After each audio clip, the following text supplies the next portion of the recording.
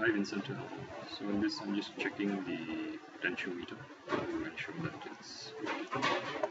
So if I place it in these two terminals, you can see I'm getting some resistance, and if I turn the knob right now, I can see that it's varying, right?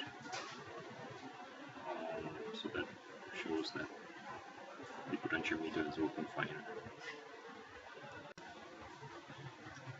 I've kind of removed the thyristor, like you mentioned, and it's got the 3 legs, and actually the heatsink is actually connected to the boiler body right here, so that's kind of acting as the heatsink. So just a quick check to verify the continuity of the thyristor.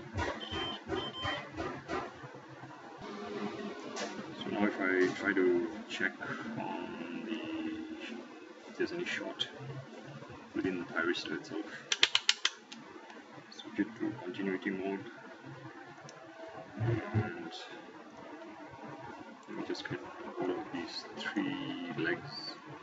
So since I can't access these 3 legs here, I'm going to do it with this circuit board, blue, brown and red, which are actually connected to this thyristor here. So I just want to check the continuity, and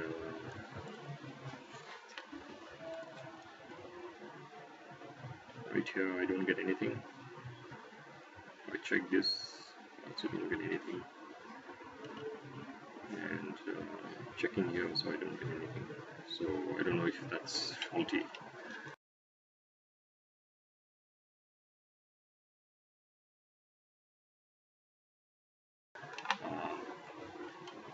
The thyristor here is ST thyristor, and I'll email to you the part number.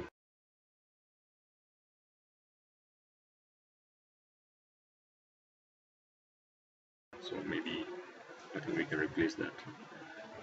So in terms of potentiometer, it seems to be working fine.